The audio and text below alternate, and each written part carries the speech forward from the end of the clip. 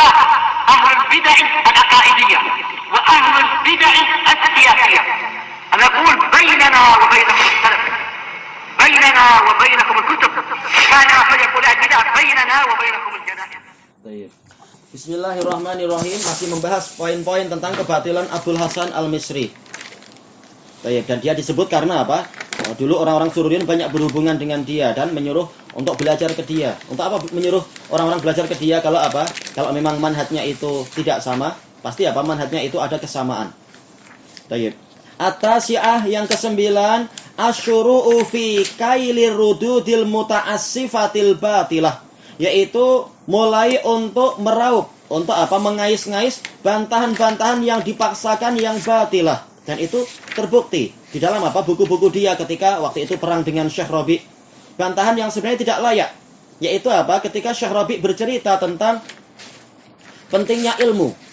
Kemudian apa? Menjelaskan di antara dalil tentang pentingnya ilmu, dan ini disebutkan oleh Ibnul Qayyim di dalam kitab beliau apa? Miftah dari Sa'adah. Termasuk dalil tentang pentingnya ilmu dan keutamaan ilmu adalah apa? Kisah Hudhud, yang mana dia harusnya dihukum oleh Nabi Sulaiman karena apa? Tidak hadir dalam inspeksi dalam pertemuan itu. Tapi apa? Dia mengatakan apa itu? Waji'tu kaming saba'im binaba'i yakin.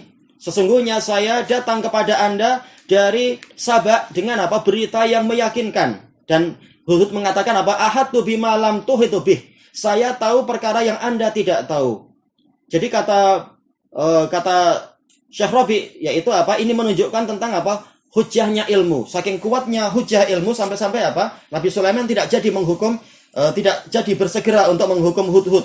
Tapi apa? Mendengarkan dulu hujjah dia apa, kisah dia apa, kemudian apa? Diuji dengan apa? Dikasih surat untuk apa? Dibawa kembali ke Sabak. Baik.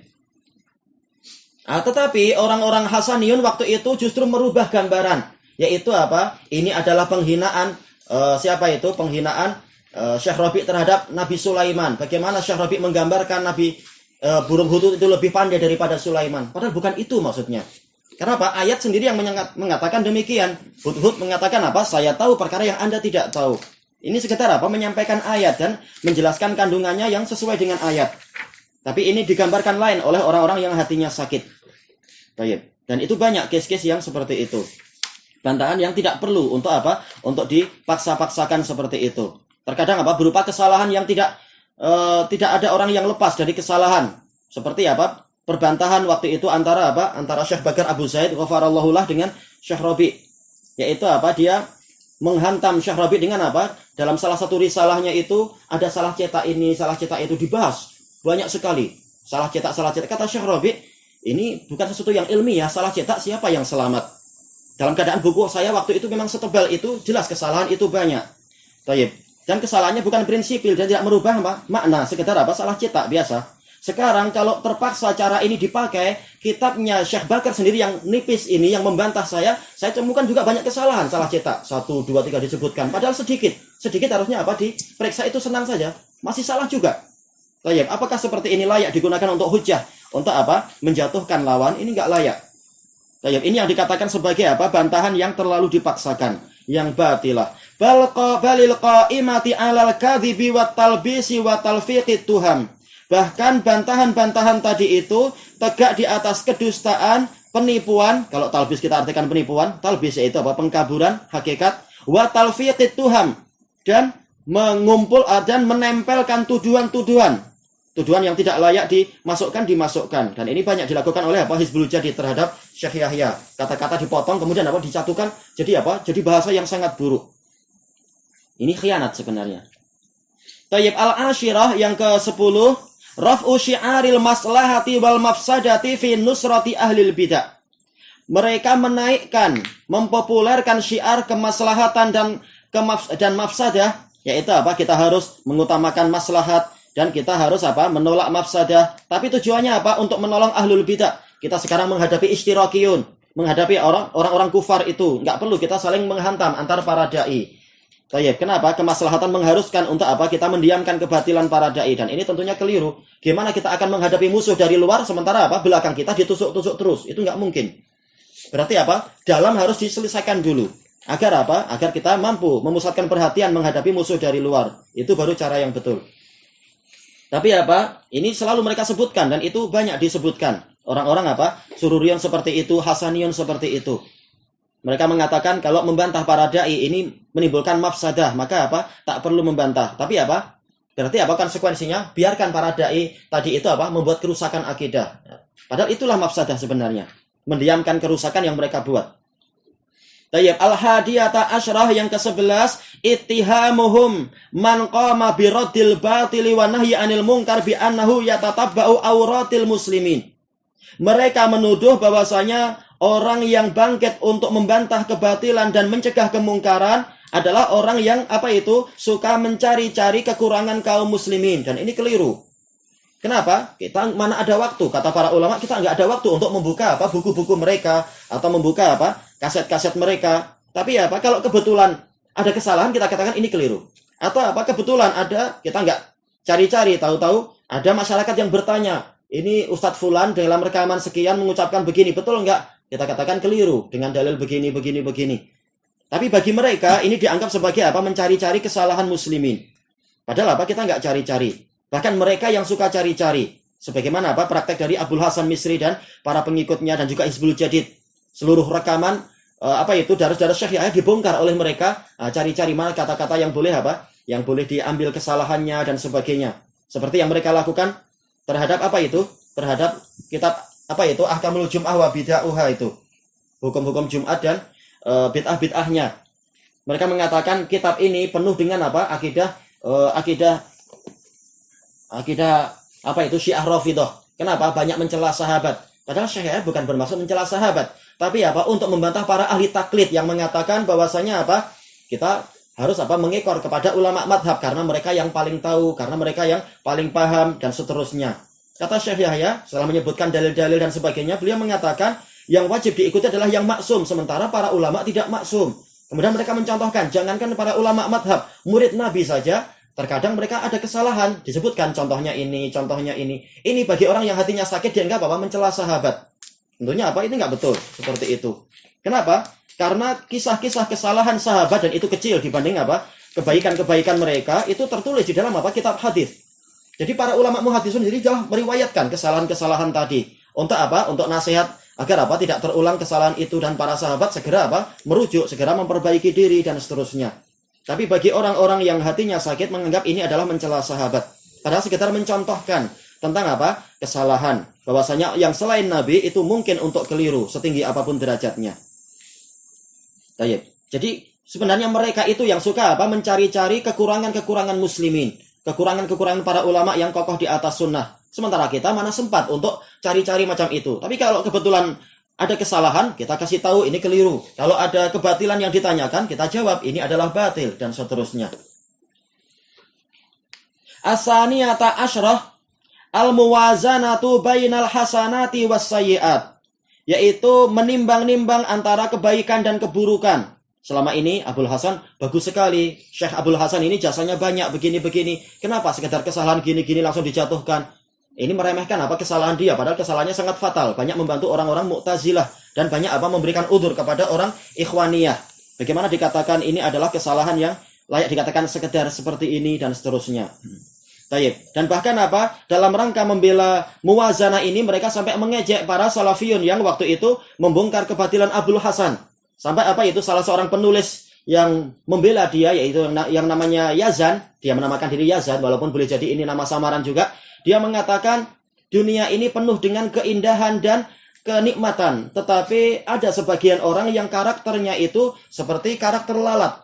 Dia tidak mau hinggap di makanan yang sedap-sedap, tapi apa hinggapnya adalah di makanan yang buruk-buruk. Setelah itu apa dia berkeliling di seputar itu. Jadi apa Syekh Abdul Hasan ini dia kebaikannya banyak, juga apa jasanya besar, tapi orang tidak peduli dengan itu. Tetapi apa mereka lebih peduli untuk membongkar aib-aib dia, seperti apa lalat yang suka nempel di kotoran. Jadi menggambarkannya seperti itu mereka terhadap apa orang yang menyampaikan nasihat. Jadi intinya kata mereka adalah harus seimbang antara apa menjelaskan kebaikan dan keburukan. Kalau mampu keburukan jangan diceritakan. Kalaupun harus menceritakan keburukan maka harus apa ditimbang juga dengan apa kebaikannya. Jawabannya seperti yang disebutkan oleh apa? Oleh Syekh bin Baz rahimahullahu taala tentang masalah prinsip ini, siapa yang mampu untuk menimbang kebaikan dan keburukan? Dan bagaimana nanti kesimpulannya? Kita mana tahu bagaimana nanti kesimpulannya, orangnya lebih baik, lebih banyak kebaikannya atau lebih banyak keburukannya. Ini bukan tugas kita. Ini adalah tanggung jawab Allah. Untuk apa? Untuk menimbang kebaikan dan keburukan. Kalau kita yang disuruh itu, kita nggak mungkin mampu untuk menghitung. Orang ini salah faktor ini, faktor ini, faktor ini. Tapi dalam sehari semalam dia sholat 30 rakaat atau 300 rakaat. Dan juga tiap hari dia itu suka pergi jalan-jalan menebarkan salam. Kalau ditimbang gimana? Kita nggak tahu mana yang lebih banyak baik dan buruknya. Tapi kewajiban kita adalah manakala kita melihat kesalahan ini akan menular kepada orang lain dan merusak akidah atau merusak manhaj dan merusak fikih yang benar, maka umat harus diperingatkan. Kalau orang ini ternyata dia tidak mau tunduk kepada kebenaran setelah tegak hujah, maka Maka memang tidak layak untuk dia itu dipakai. Sebagaimana diucapkan oleh para ulama salaf, termasuk hukuman dari para mubtadi'ah yang menolak kebenaran adalah tidak disebut kebaikannya. Dan ini ma'ruf. Tayyib as-salisata asyra hamlul mujmali alal mufassal, dan ini syubhat yang sangat dakik, sangat mendetail, yaitu keharusan membawa sesuatu yang global kepada sesuatu yang terperinci. Dan dengan ini banyak orang-orang itu melakukan penipuan, yaitu memang Abul Hasan itu dia kemana-mana suka meminta-minta, dan juga dia menolong mazhab Mu'tazilah di dalam beberapa prinsip, dan dia juga banyak membela Ikhwanul Muslimin, dan dia juga membuat prinsip yang melembekkan manhaj seperti di dalam sebagian kitab-kitabnya yang diterjemahkan oleh Sururiyun itu. Dulu ana beli sebelum ana tahu ini adalah kesalahan. Sururiyun semangat menerjemahkan buku itu yang isinya penuh dengan dengan pelembaan manhaj. Tayyib. Ketika disebutkan kesalahan-kesalahan ini, mereka mengatakan bahwasanya ini masih mujmalnya. Masih mujmal ucapan beliau seperti ini, tapi coba lihat prakteknya. Beliau mengajar kepada manhaj salaf, beliau mengajak masyarakat kepada madhab ahlus sunnah wal jamaah, dan juga buku-buku banyak membela sunnah. Inilah prakteknya beliau, walaupun mungkin ucapannya keliru. Masih keliru yang sangat jelas dikatakan mungkin. Bukan ucapan, padahal bahkan tulisan dan disebar. Itu dianggap, itu masih global dari kesalahan yang masih global. Adapun secara terperinci, beliau adalah sunni salafiqah. Sunni salafi yang murni 100% dan seterusnya. Dengan ini harus ditutupi seluruh kesalahan dia. Dan ini adalah merusak seperti ini. Karena boleh jadi orang tidak mampu untuk menilai seluruh amal dia. Tetapi dengan membaca buku tadi akan masuk kepadanya syubhat di dalam hati dia, hati orang yang membaca. Dan ini adalah keliru tentang hamlul mujmal alal mufassal. Hanya saja prinsip ini boleh dipakai di dalam di dalam kalamin maksum. Kalam yang maksum, yaitu Al-Quran dan As-Sunnah. Ma'ruf di dalam usul fikih, itu dalil yang mujmal dibawa kepada dalil yang mufassal. Dalil yang umum dibawa kepada dalil yang khusus. Demikian pula dalil yang bersifat mubham dibawa kepada dalil yang mubayyan, dan seterusnya. Agar jelas kita tahu apa yang Allah Ta'ala maksudkan. Adapun untuk kalam orang yang tidak maksum, maka dihukumi sesuai dohirnya. Dohirnya dia mengucapkan kebatilan, kita katakan ini batil. Tolong diperbaiki. Kalau diperbaiki, alhamdulillah, selesai. Kenapa? Tidak ada orang yang maksum. Kalau sudah diperbaiki, selesai, alhamdulillah. Tapi kalau diperbaiki, ternyata dia menolak, taulah kita memang dia hatinya seperti itu. Menginginkan apa yang dia ucapkan tadi, berupa kebatilan. Maka tidak layak setelah itu kita melihat, toh dia latar belakangnya salafi, sehari-hari juga mengajarkan pada madhab salaf, dan seterusnya. Kita tidak peduli dengan itu.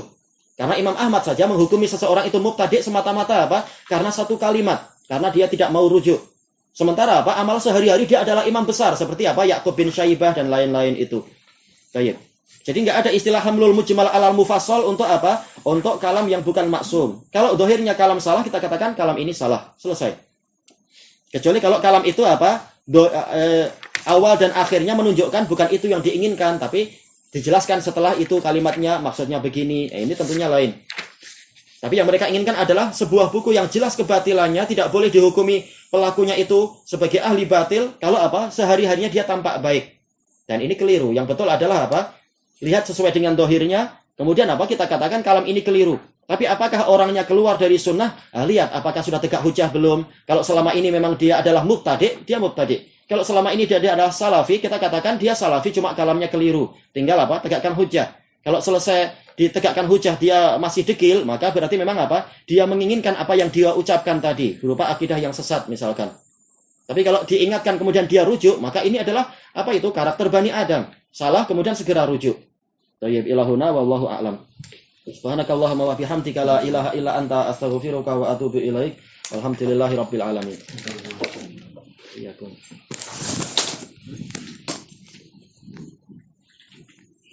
Bu Vero.